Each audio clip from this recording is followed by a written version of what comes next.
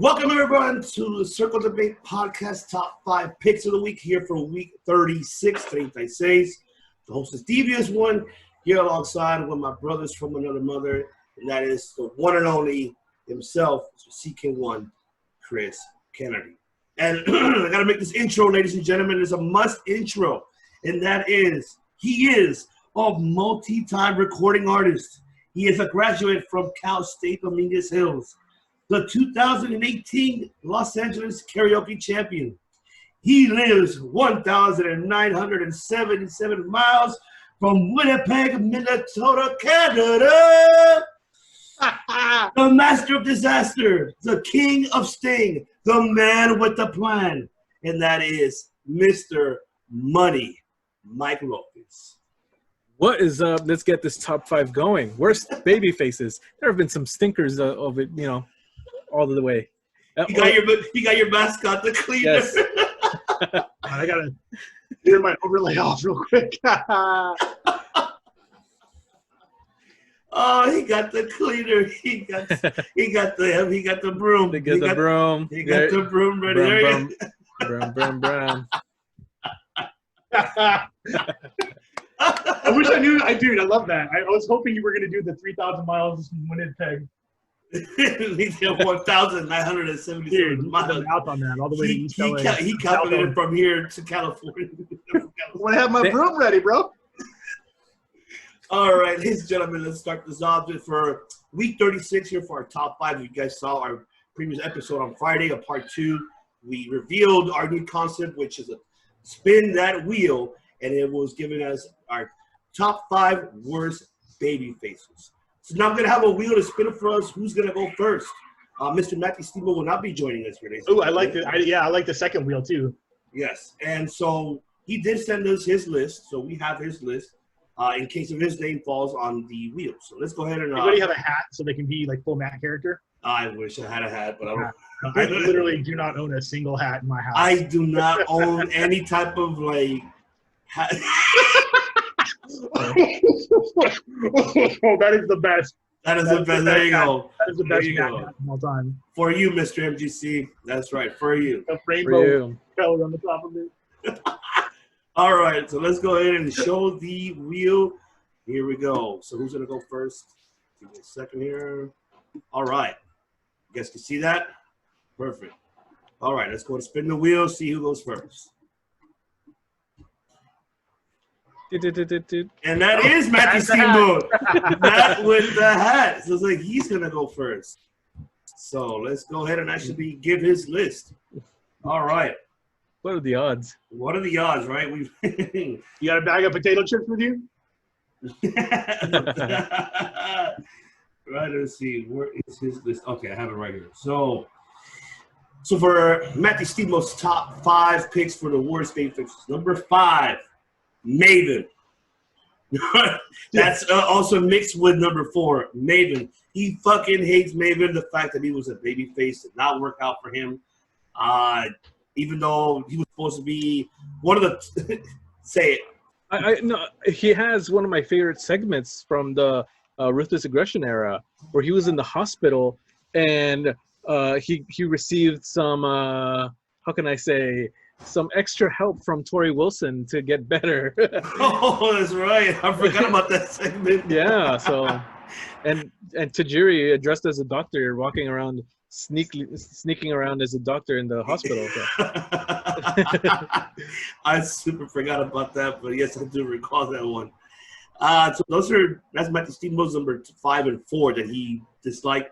Number 3, excuse me, is the Blue Blazer. I wish I could answer for him, but I get it. I have questions because Blue Blazer is from the early 90s, and they brought him back, and then they did the whole gimmick where was it Owen or was it Jeff Jarrett, and they would swap the costume out. Yes. Which version is he talking about? This character in general, or the original one that was supposed to be a good guy? Basically. Or, the 98 swap between him and Jarrett. I'm assuming he's talking about the one, the Attitude Era one, the 98 one. Yeah. Because it wasn't supposed to be a face on purpose. It was supposed to be like a bad guy pretending to be a face, essentially. Yeah. You know, like a Kurt Angle sort of thing. Yeah. Yes, that's right.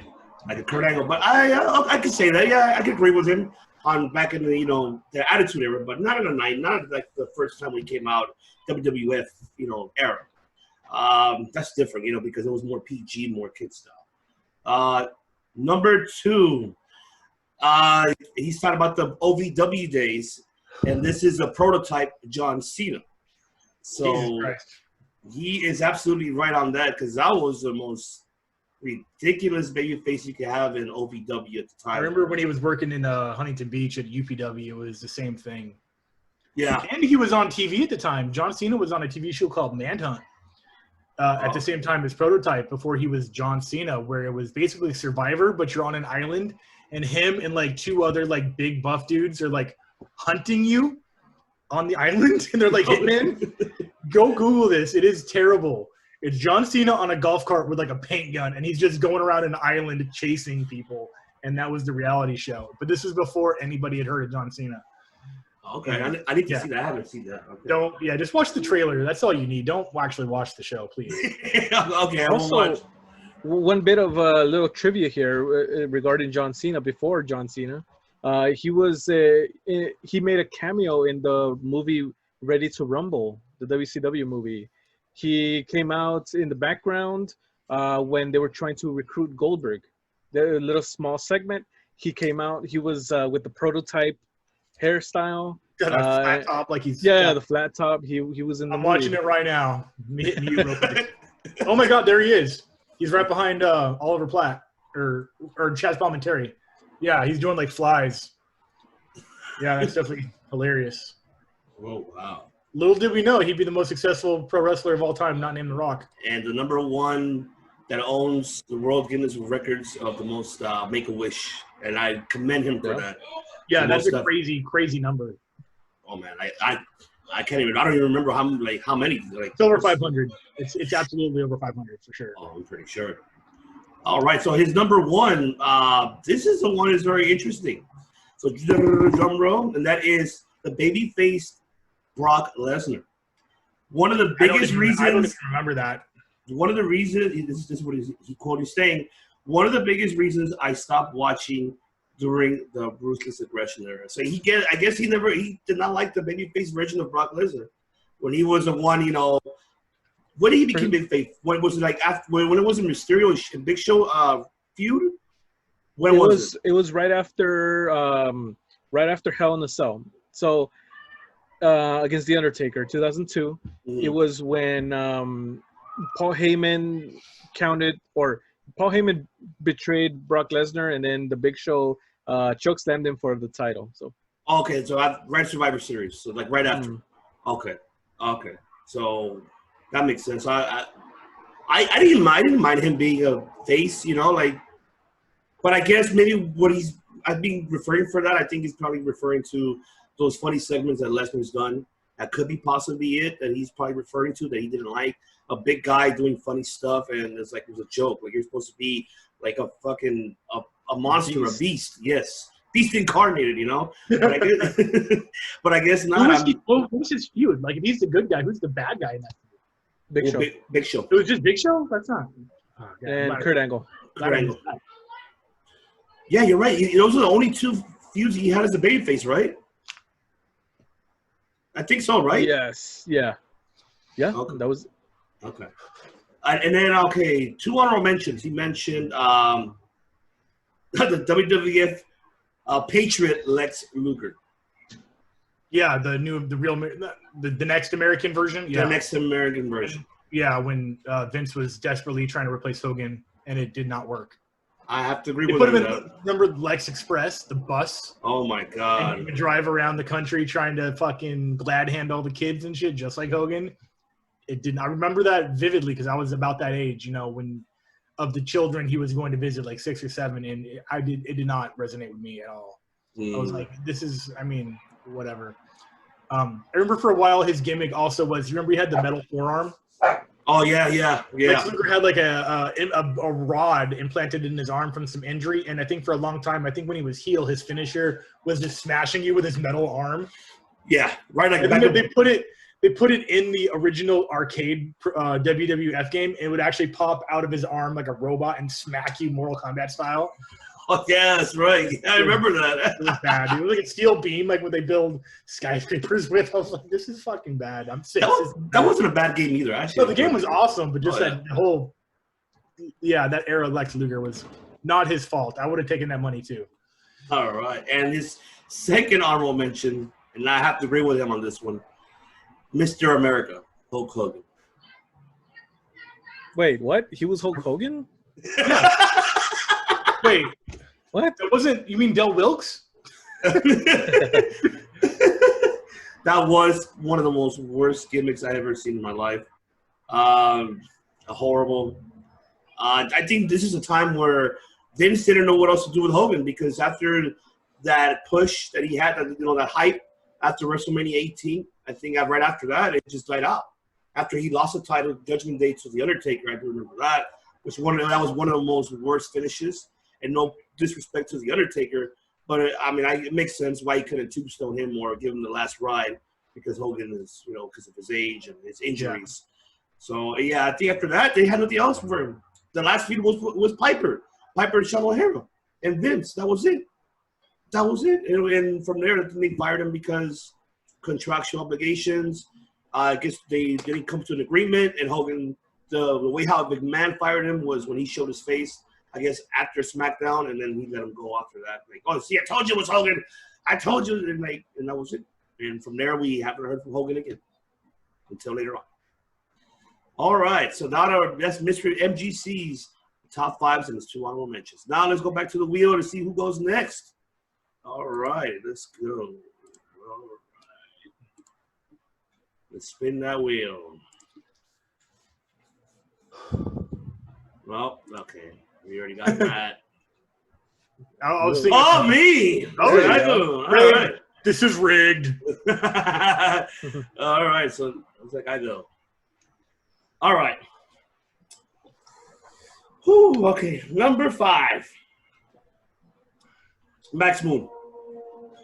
Yeah, whatever. That's an easy one. Easy one. I had to mention Max Moon because that was the most. You can mention that anytime you want to.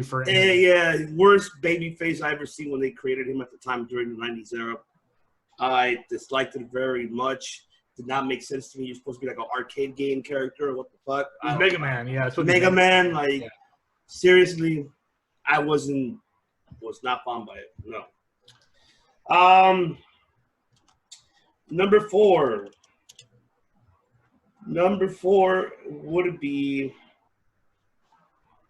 I have to mention this name because even though I mentioned him before, but he was a ninja style, and that was Aldo Montoya. I think I would have to mention him as on this list. The Portuguese Man of War. That's right. I literally just watched, I actively searched for a match of his just to watch it, and it was him in I don't know what his name was at the time, but it was Gilbert, but in like 1996 or 95. And I'm like, holy shit, is that Gilbert? And he had some dark matches in WWE before, WCW got him, or ECW, and then obviously Gilbert, the whole angle. Fuck, dude. Mm-hmm. Yeah, it wasn't good. Wasn't good. He was trying to get the crowd to cheer. Montoya was, and they were just like, no. We're not going to cheer this. Yeah, they're like, who is this guy? Who are you? All right. Shout out to Jofo in the Ring just had PJ Polacco on like a week ago, right? Yes. Yeah, awesome. Great interview, by the way. Great interview. If you guys haven't seen it, make sure you subscribe and tune into their channel. And that's Jofo in the Ring. Watch that podcast. Watch that interview. Absolute legend of my childhood right there. One of my favorite heels of all time. Very knowledgeable. Very, very knowledgeable in the ring as well. And he let a lot of stories out there on that podcast. So make sure you guys watch that. They give a story every podcast show. All right, number 3 would be The Miz. The Miz when he was a babyface run. His face run, I was when at the time was Rick. I forgot do not recall what was the time that he turned face, but he was doing the figure 4, and it was just he was along with Ric Flair. Is this like a recent thing, like past 5 years? Probably like 2012, 2013. before his title run, but after the pros and Joes type of shit.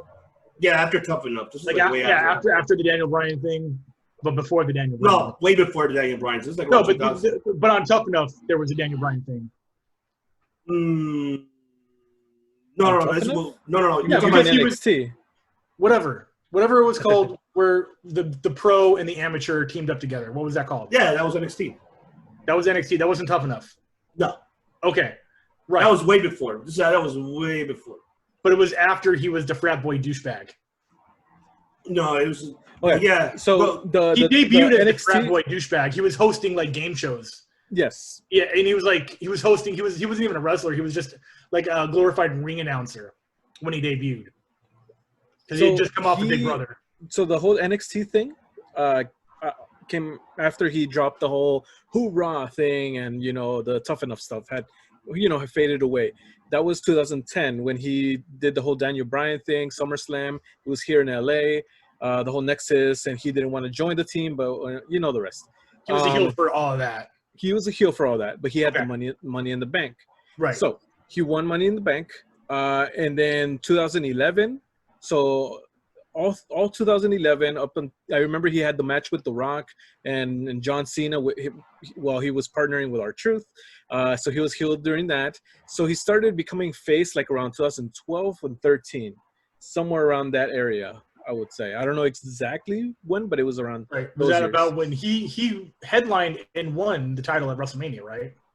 No, he defended it and he won. Yeah. And he won. That was 27. Oh, okay. So he had the title at WrestleMania, but he did headline and he won the match, but he already had the belt. Yeah. Yes. But he was heel or face for that? Heel. Okay. Because I like Miz so much and he's gone up and down so many times, it's very like when that era, like, because he faced like 2 years ago, like right as Maurice was having their first baby. So, yeah. All right. Yes. Sorry, he's just kind of like history. Big Show. Yeah. Yeah. And number 2, people are really gonna knock me for this one, but I just didn't like the character. I think it was, for me, was insulting to others. It was funny, and that will be Eugene. Oh Jesus fucking Christ! Eugene. I found it insulting. For nowadays incredibly. And I think I recently found out that it was based on like somebody's nephew in real life. Yeah, Eric Bischoff. Eric Bischoff. It was whose kid actually had like autism, and they just went full. Literally, I hate to say this, but they went full retard with the character. Yes. Yeah, Eugene was based on someone who was backstage at like some event, and they were like, "Oh, that's a character." And you guys know the gentleman who played Eugene's name. It's just Dinsworth. No, Nick Dinsmore. Nick Dinsmore. Yeah, and he's like, I really want to delete that from like every like archive that exists. Yes. So that was over. People loved him though. That's the problem. Is like, he was over as a good guy, but he shouldn't have been a character to begin with. Exactly. That's the only reason I put him on my list, because of that fact, and because of the autism shit. Is like, yeah, you're pretty much, you're not being a bully WWE, but you're putting something that is like very offensive that you got away with, and the fans actually cheered him on, and shit. I mean, I didn't like it personally. And then the worst part was William Regal being a babyface. No, he's in one of my honorable mentions, so I'm saying that right now. William Regal's babyface, never. He is better off as a heel. My number 1, I know everybody's gonna fucking tell me it's obvious, and yes, he was the worst babyface. Why? Because they try to drum it into our faces, jam it into our faces, and that is fucking Roman Reigns. Yes, he's my number 1. I was already doing it, brother. I knew where you were going with that one. He's my number 1 because after the Shield, you really gotta go ahead and push him. He suck at the mic. That's his number 1. He sucks at promos. To this day, he's learning right now, and kudos to Paul Heyman and Michael Hayes of transitioning his character to become this badass heel. I can say I commend him for that, because it's going good. I'm not saying that it's like the best. Good for you. You are now where you're supposed to be as a heel. I don't think as a babyface will work out for you if you go back. And if you do go back, I'm sorry. I'm not gonna. Like I said, ladies and gentlemen, this is not a personal. This is only just character. No, these are never This list specifically is not about. I mean, it might be a different list, but how well the actor takes the character. It's the character that's given to the performer. Right. And Absolutely. so you can only do so much with what you're giving with the material, you know. If we wanted to make a list about wrestlers who couldn't do the character right, I don't even know where to start with that. But Roman could only do so much. Well, the best way to put it was forced down our throats as the face. Like he was backed into a corner, and metaphorically had to break through it, and he did. And I definitely enjoy his heel promos a lot more because they come off more natural. Yes. It's definitely an unspoken lesson you learn when you are developing a character in pro wrestling, that being a face is so much harder. It is so much harder to be cheered than to be booed, because when you come out of the back and you want someone to boo you, you can just not smile, and that's about it. You could be like, oh, boo you. But to get someone to like you, bro, you got to work. Yes. It's so hard. And if you come off of as unauthentic or unsincere immediately, you're going to be booed, not because they don't want to like you, because they genuinely don't like you. Right. And that's what happened with Roman Reigns and a few more people that are about to be on my list when that wheel comes around. That's right. And you already said it. But see, you can't replicate what John Cena did. See, John Cena was a heel, but he worked himself to people started liking him. The fact because of his gimmick. So you could be so good at being a heel that you turn face. That's what happened to New Day. New Day debuted as heels. Yes. Stone Cold Steve Austin, that character debuted as a heel. Yes. Becky Lynch turned herself into a heel that was so over she became face. Oh yeah. You know, so you can go so far right, you come back around left. Right. But then with Roman, he went so far right, he got, like I said, backed into that corner. Yeah. It's just because you know how Vince is it's good shit. You know. And if you become so well liked for being a bad guy, Vince will squash that sometimes. We saw that with so many wrestlers that were not supposed to be over when they weren't even trying. Right. They were just so good at being a bad guy. Obviously the greatest heel in the history of the business right now, MJF, is so good at being a bad guy, you love him. Yeah, that's very true. Exactly.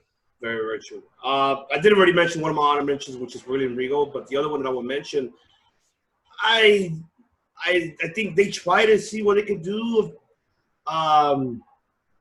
He was a heel, so they try to use him as a face. Wasn't going very well. And I'm glad of that. I mean, he's no longer WWE, but they try to use this as much as possible to push him. Don't get me wrong, he was getting a push, but he wasn't for me, oh, wow.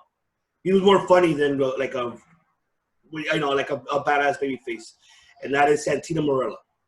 Oh, so, yeah. He was like a tough guy, I think, right? Santino Marella was just a regular civilian from Italy, got in the ring, beat Umaga, win the IC title. That's right. Won the IC title, and then from there, he became on fully heel, which I loved. I loved his heel gimmick more than his baby face. And the baby face gimmick was my favorite. I mean, yes, it was funny more than when his push came around the Royal Rumble, it was him and Del Rio, the last one. That first ever 40-man Royal Rumble, and then the Elimination Chamber. Elimination Chamber. He was him and Daniel Bryan, the last two. That was great. Cool moment for him. But my apologies, Santino. But you as a face was not. I knew it was not going to go anywhere. What about Santina though? His sister. How would miss WrestleMania? Miss WrestleMania.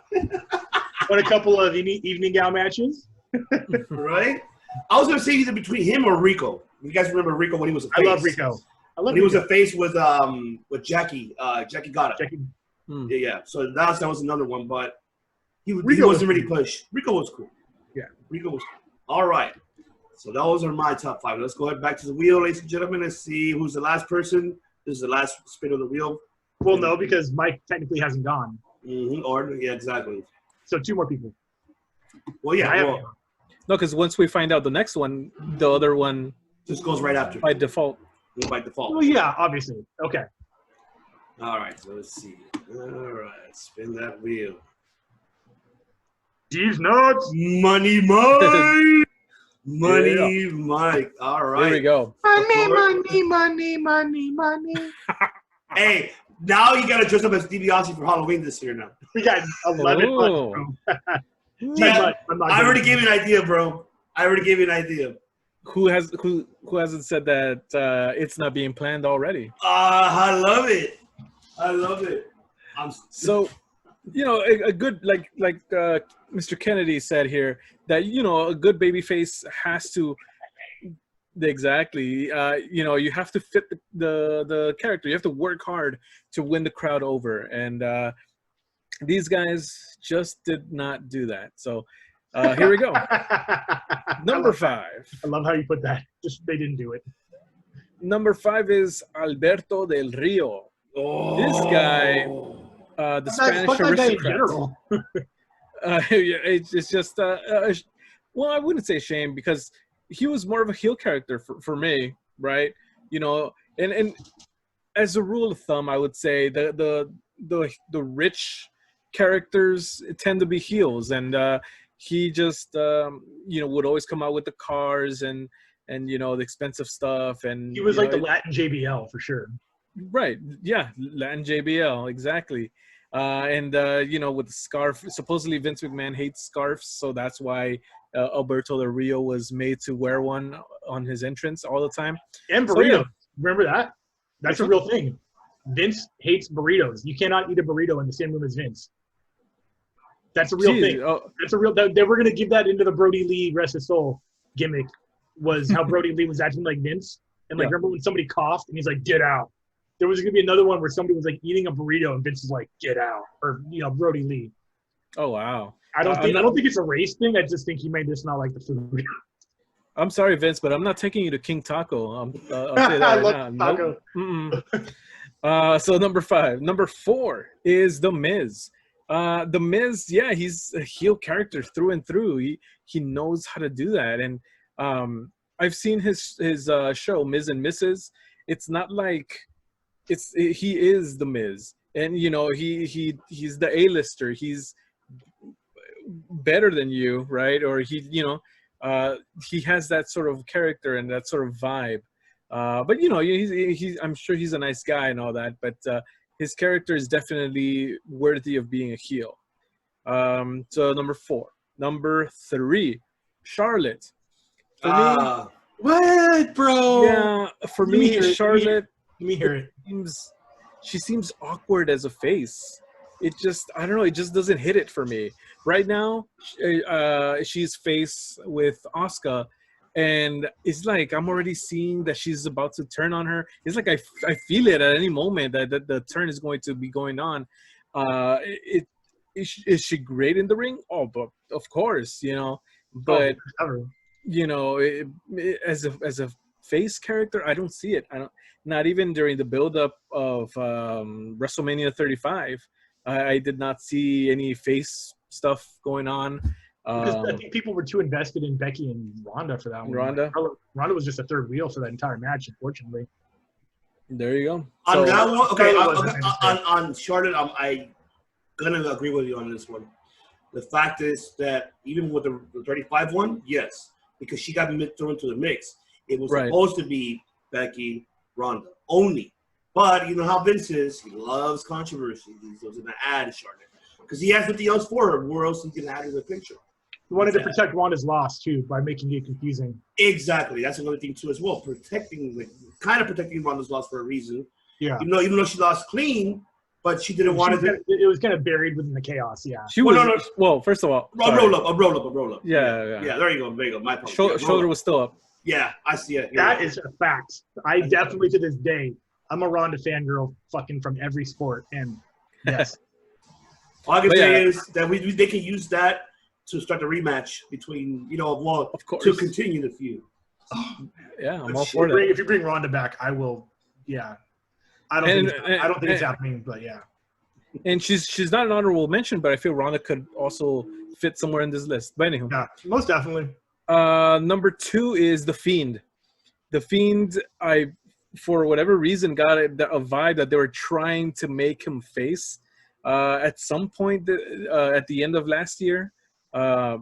I guess they didn't pull the trigger all the way, or something was going on. So, you know, I guess they didn't do it.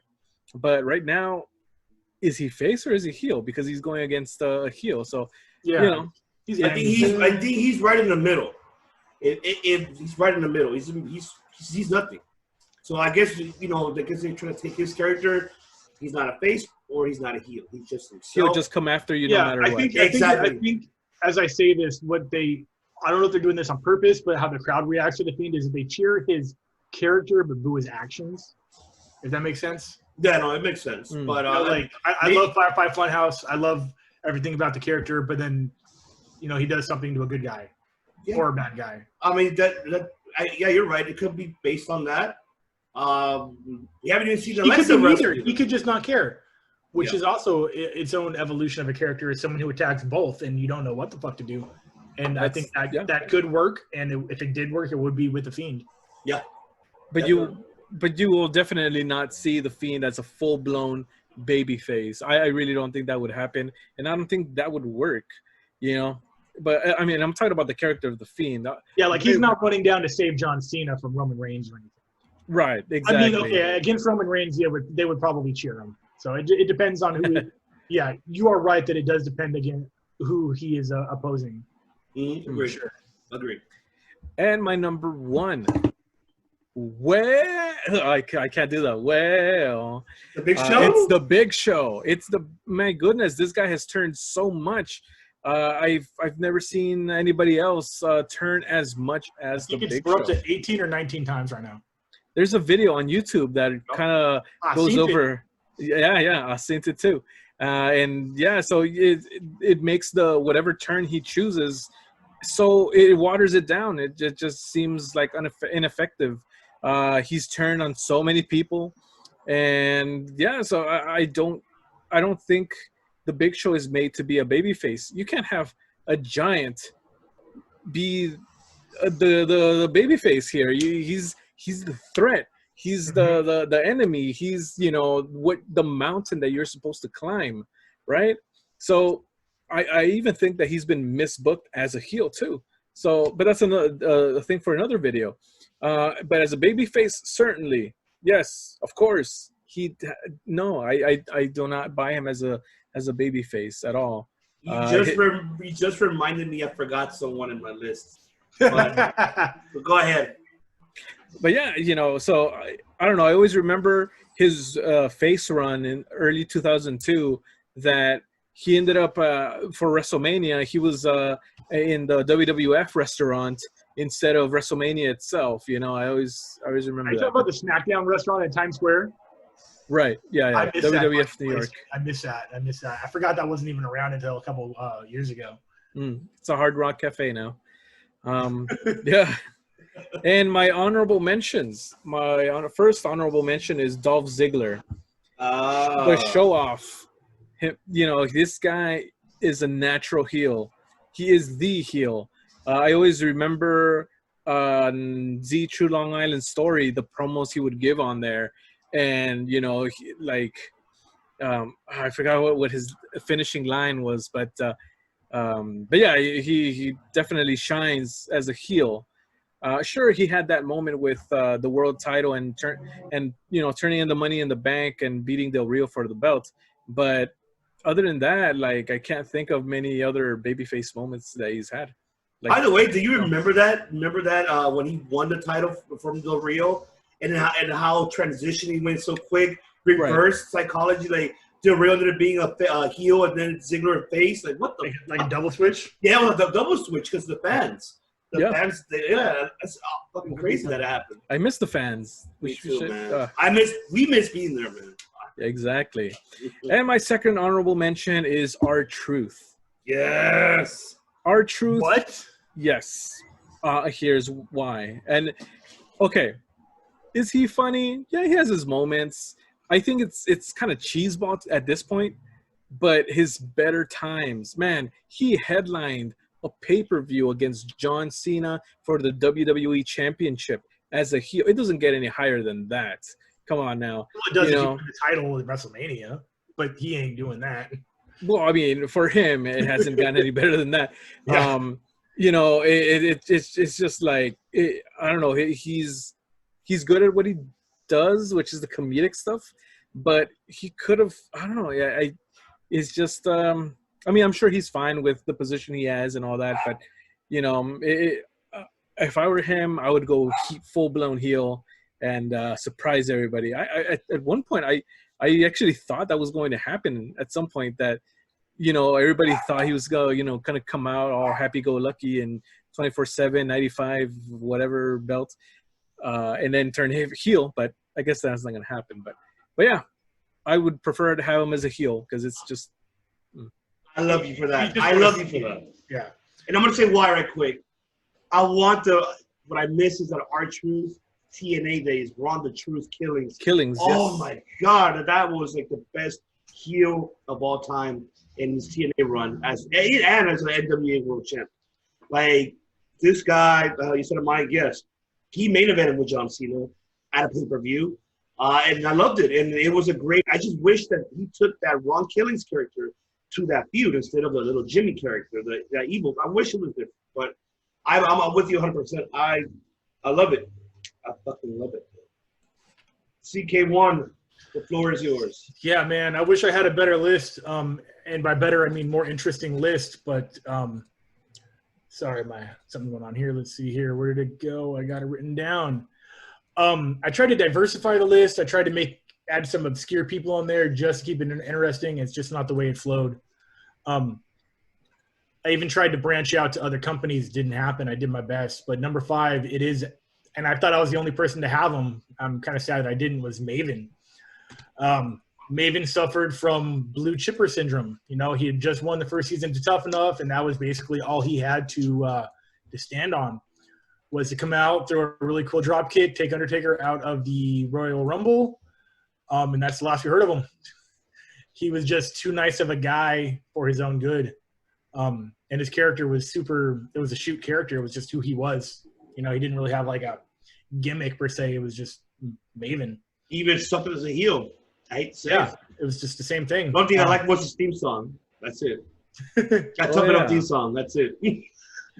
Number 4 you could say is the return of Maven, but not actually Maven, but that is Kurt Angle's illegitimate son, the face turn of Jason Jordan in his singles run. Not good. Oh. Not good. Didn't like it. Hated the character. I won't say I hated the character. I hated the angle. Hated that storyline. Didn't go anywhere. It shouldn't have gone anywhere. And it didn't. And now it can't come back. Thank God. Well, I mean, because he's hurt, so we don't even know. Well, no, he can come back as a wrestler, but they're not going to pick up where that storyline left off at all. No, he can't come back as a wrestler yet. He's not cleared. Well, no, I know, but also Kurt Angle's not coming back, and they're probably not going to continue. Like, oh, hey, remember when Kurt Angle used to be my dad? Let's finish that storyline. Like, they're not going to do that, and I'm glad. Oh yeah. That storyline is dead. It was trash to begin with. Number 3, why this wasn't on any of your lists? As a good guy, no one ever chanted this to anyone else but him, but we all chanted "Kill Rocky," and that's Rocky Maivia, the actual blue chipper. I think was his nickname. He'd come out dressed up in his indigenous garb, which is totally cool. But he was just too happy-go-lucky. Would have been a lot of wasted potential and wasted talent if they kept him in that good guy role. And not his fault, I guess. But, yeah, just Rocky Maivia was not a good guy. No. The epitome of babyface, and it was just too much cheese and sugar for one man to handle. So I'm glad they turned him eventually against, put him in the nation. Number 2, same thing I said about Rocky applies to the original blue chipper John Cena, the hustle, loyalty, respect days. Ruthless aggression. No, but yeah, before that he was just. Oh, even before that. Right, when he debuted and he slapped Kurt Angle, like he was still like the blue chipper character as well, just like too good for his own good. Yeah, well, that was ruthless aggression there, though, because I was like. Right, no, I know, but he was, but okay, I feel you. I know what you're saying. I got you. But I get your point, though. No, I understand. Yeah. Just he wouldn't have stayed face for much longer, and so they turned him perfectly, and one of the greatest wrestlers of all time, definitely top 3. We've spoke about this ad nauseum even today, but number 1 is absolutely Roman Reigns' elongated face run that just overstayed its welcome, and it wasn't his fault because Vince always needs a top guy to be the face of the company. We just didn't want him there. It was a universe decision. No matter what they did, we would not cheer this poor guy. No. This is a controversial statement. I'm probably not going to make it. But I'm going to say that the time he took away for his illness and his return conveniently came at the right time. For when he did return, he was welcomed as a face. Yeah. I never want to doubt the diagnosis at all. I would have been very offended if that was a character choice, that he would take a break and say it was the cancer just so he can come back as a face. That's a little extreme, but not below Vince. He's done worse. Mm-hmm. But there's been a few conversations where that's what they did, and I hope that's not the case, but that is what happened. He took a few months off. He came back a little early. He surprised everybody, and the face character was a face. And then right when that character peaked, they turned him heel, and it's been pretty decent ever since. Yes. But still, no one's been booed more than Roman Reigns as a face that I can think of. My two honorable mentions. My first one is a blanket statement to everybody who falls underneath this umbrella.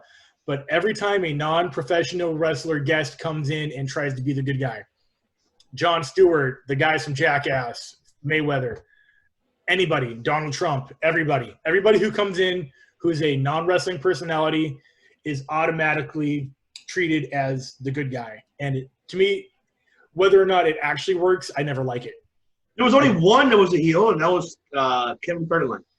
He was a heel. Yeah, I mean, the guy's he's a heel. That's an exception, definitely an exception to the rule, for sure. But just every time they bring someone in who's, Stephen Amell, remember they brought in Archer? Ah, yes. Stephen Amell, he came in and he drop kicked the Miz and then took off like that. I was like, this isn't good. I don't care. He's not really a superhero, so don't act like it. And my second honorable mention, I should never have gotten in the ring with Brock Lesnar, was Zach Gowen. Oh.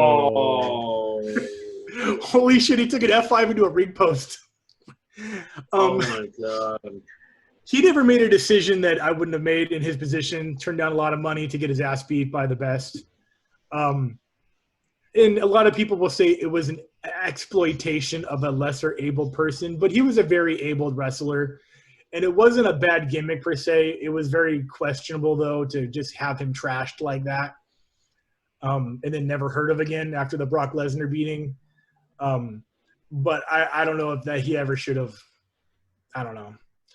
He would have been a cool good guy or bad guy, but I don't think he really had everybody's hearts and imagination like they were hoping. Right. I think the one-legged thing really was the only, pun intended, the only crutch he had to be a good guy. That's my list, man. I try to think of other companies, but other companies allow their wrestlers a little bit more independence in their character development, to where Vince is the only person that could butcher a face. So everything kind of just stayed within his, universe. If we could jump into MMA, a name that kind of jumps into my mind is TJ Dillashaw. I love this name. I love TJ so bad. Drug stuff is, the positive tests aside, everything leading up to that, before Cejudo knocked him out, I love TJ. I loved him shutting everybody up. I don't like Cody Garbrandt as a personality. I don't know him personally, but the character that he portrays on The Ultimate Fighter and in his interviews is someone who I love seeing get knocked out. And TJ did that twice. And then so did Pedro Munoz. And to be fair, I did love the big right hook from left field that he had landed on Rafael Assunção. One of the most beautiful telegraph knockouts of all time just a year ago. He grabbed his ankle, bent down, and fucking swung a banger from a mile away, cracked that dude squall in the face. Yeah. I'm not gonna lie. When Henry Cejudo took him out, I got out of my seat. Cejudo is one of the worst bad good guys of all time. The King of Cringe is so not good on the mic, so not good in interviews. That is a shit character, and I can't believe he runs with it. That's a different list, though. That's a different list. This is a preview of things to come, right? That's we're right. going to be Well, UFC yes. content.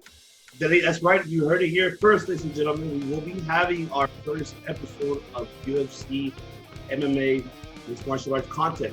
It will be out in 2 weeks, so make sure you stay tuned. Follow us on our social media platforms to get more updates of when the announcement will be up. We'll be joined by our two other brothers from Championship on the Line podcast. They're from here from California as well. So they're going to be joining us. And also they have another guest with us too on that. So it's going to be a debate between right here with Money Mike and Mr. CKONE with Championship on the Line and another brother from another mother. So stay tuned for that. It will be out. It will be announced what day that will be released. But you will be during the week of the McGregor Poirier 2 coming up, and that will be following that event, right? On January the 16th.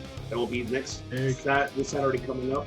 So actually, no, I'm sorry, no, January 23rd. Yeah, 23rd. next Saturday is 23rd. My apologies. Max Holloway versus Cal State Dominguez, which is there going you to go. be a fire fight. Holy shit, that's gonna be I'm looking forward to seeing that fight too. That's what I'm looking forward.